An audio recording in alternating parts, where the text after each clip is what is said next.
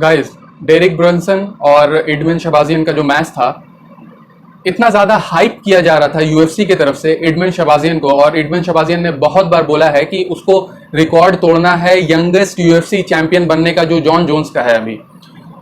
तो वो सपना उसका टूट गया और एडमिन शबाजियन थर्ड राउंड में हार गया आपको टीकेओ से।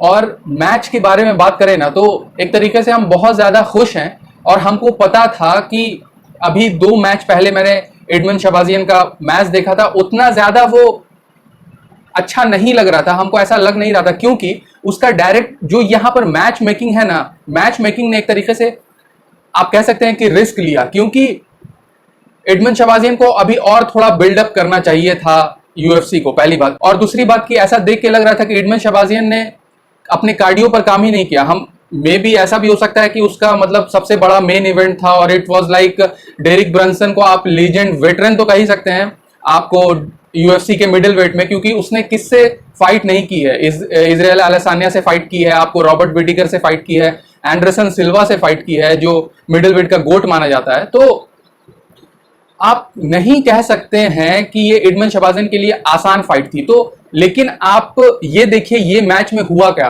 फर्स्ट राउंड में बहुत सारे लोगों ने एडमन शबाजियन को वो राउंड दिया, लेकिन हम कह सकते हैं कि वो बहुत ज्यादा कंट्रोवर्शियल और 9-9 राउंड था, और कह सकते हैं कि ड्रॉ था। ऐसे ड्रॉ होता नहीं है, लेकिन तब भी हमको ऐसा लग रहा था कि फर्स्ट राउंड वाज ड्रॉ, ठीक है। उसके बाद से सेकेंड राउंड में तो मतलब बात चल रही है कि फाइट रुक जानी चाहिए, और थर्ड राउंड में तो टीकेओ हो ही गया। और पहली बात, थर्ड राउंड की बात याद आई तो मतलब ये वाली मेन इवेंट था, और यूएफसी का हमेशा मेन इवेंट जो होता है वो 5 राउंड होता है। क्या पता ये वाला कॉन्ट्रैक्ट क्यों साइन किया गया था सिर्फ थर्ड राउंड के लिए। हमको आप इसको इस तरीके से भी देख सकते हैं कि यूएफसी को पता होगा कि एडमन शबाजियन का उतना अच्छा आपको कार्डियो नहीं है और इस किड को बिल्डअप करना है, इस वजह से थर्ड राउंड तक, मतलब अगर थर्ड राउंड से ज्यादा चला गया तो एडमन शबाजियन गैस्ड आउट हो जाएगा, जो सेकेंड राउंड में ही गैस्ड आउट हो गया था। मतलब हम कह सकते हैं कि I was very disappointed by Edmon Shabazian and very impressed by Derek Brunson ने एक तरीके से वेटरन वाली परफॉर्मेंस दी है, और अभी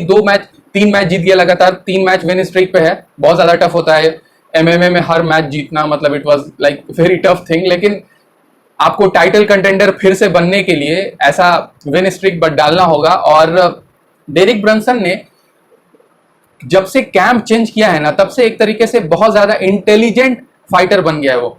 उसको जो करना चाहिए रिंग में, जो करना चाहिए ऑक्टोगन में, वो अब कर रहा है। पहले ऐसा था ना कि उसको सबको पता है कि 1 पंच नॉकआउट पावर है उसके पास, और बहुत कम लोगों के पास होता है ये, मतलब नेचुरल 1 पंच नॉकआउट पावर, और डेरिक ब्रंसन के पास था।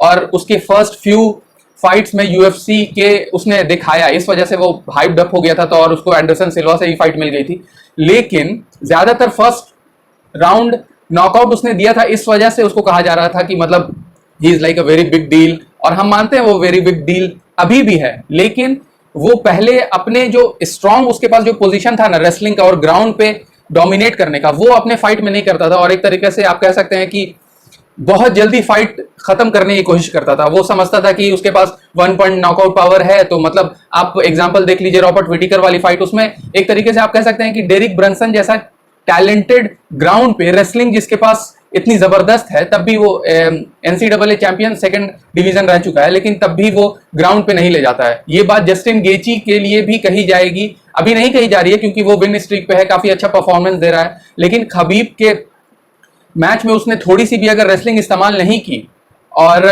क्योंकि खबीब एक तरीके से रेसलिंग खबीब और गेची की अलग अलग है, और खबीब की ग्रैपलिंग आप कह सकते हैं। और मतलब थोड़ा सा उस मैच के बारे में बात कर लें तो जस्टिन गेची एक तरीके से अच्छे पोजीशन में रहेगा अगर वो आपको ऑक्टागन के बीच में फाइट ले जाएगा और ऑक्टागन के बीच में खबीब को टेक डाउन करेगा, और वहां पर वो कुछ काम कर सकता है।